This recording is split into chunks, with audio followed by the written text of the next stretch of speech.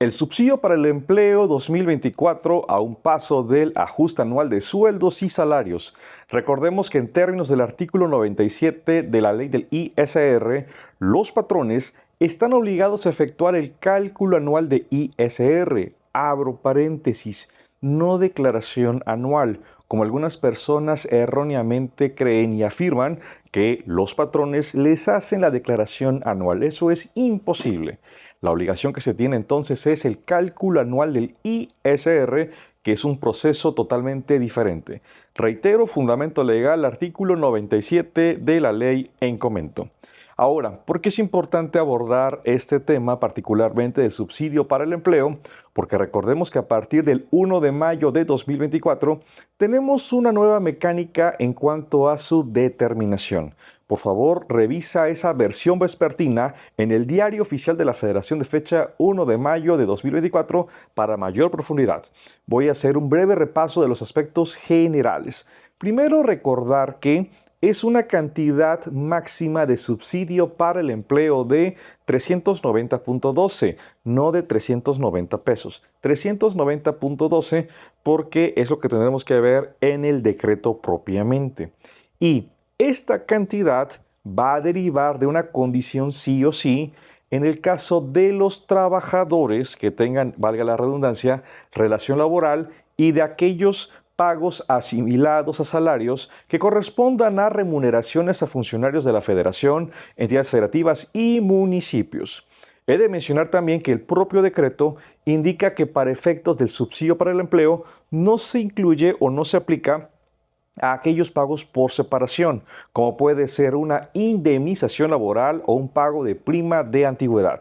Quiero hacer un segundo paréntesis, porque ¿qué sucede si en este lapso de mayo a diciembre de 2024, pues el trabajador recibió ese concepto genérico llamado finiquito, en el cual se le pagó el aguinaldo proporcional, vacaciones pendientes de disfrutar, prima vacacional pendiente de disfrutar? Esos conceptos no son pagos por separación. Por lo tanto, al momento de su pago, junto con los salarios pendientes de pago, sí le pudo haber correspondido subsidio para el empleo, punto 1. Pero si le pagué al trabajador alguna indemnización o prima de antigüedad, no le corresponde. Ahora, ya vimos entonces primero la cantidad que corresponde a qué trabajadores, o en su caso asimilados, fracción primera del artículo 94 de la ley del ISR, le corresponde el subsidio para el empleo. Pero viene la segunda condición, que el total de los ingresos grabados mensuales que perciba cada trabajador no exceda en cantidad de 9,081 pesos.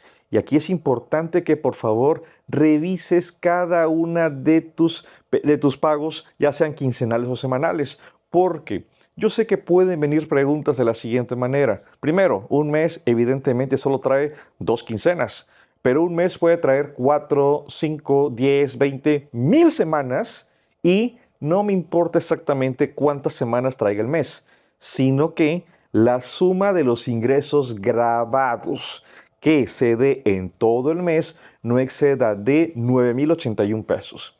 Alguien preguntará, Mario, ¿qué es un ingreso grabado? Bien, será el ingreso total menos el ingreso exento que le pueda corresponder en términos del artículo 93 de la Ley del Impuesto sobre la Renta.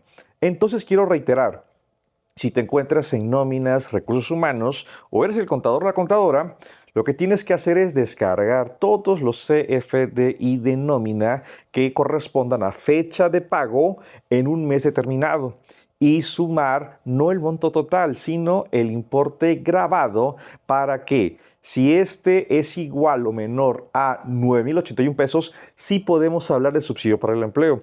Pero si este ingreso grabado mensual excede de 9,081 pesos, no le corresponde subsidio para el empleo y tendríamos que hacer el ajuste y en consecuencia retenerle al trabajador ese impuesto que se dejó de retener por la aplicación del subsidio para el empleo. Pero ahora, aquí viene la parte interesante, porque si conjuntamos el artículo 97 de la ley del ISR, donde se establece que al total de los ingresos grabados le aplicaré la tarifa anual actualizada, anexo 8, del artículo 152 de la ley del ISR, y voy a tener un impuesto sobre la renta, y tendré que restarle los pagos provisionales vía retención de ISR. Así lo establece la ley, artículo 97.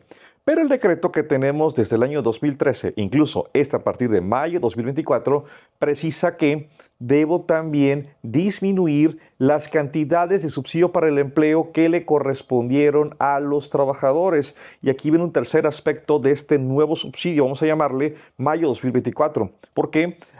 Porque resulta que este subsidio se confronta o se compara contra el impuesto sobre la renta determinado. Y en ningún momento, si el evento fuera que el subsidio fuera mayor al impuesto y que hay una cantidad negativa, el decreto establece que no hay cantidad a devolverle al trabajador. Por lo tanto, aquí viene el punto medular que te voy a agradecer revises antes que lleguemos al mes de noviembre, octubre de 2024, porque lo que pretendo es que hagas un stop y puedas decir, mayo, junio, julio, agosto, si quieres septiembre, 5 meses, voy a revisarlos. Si hay errores, los voy a corregir antes de. ¿Por qué?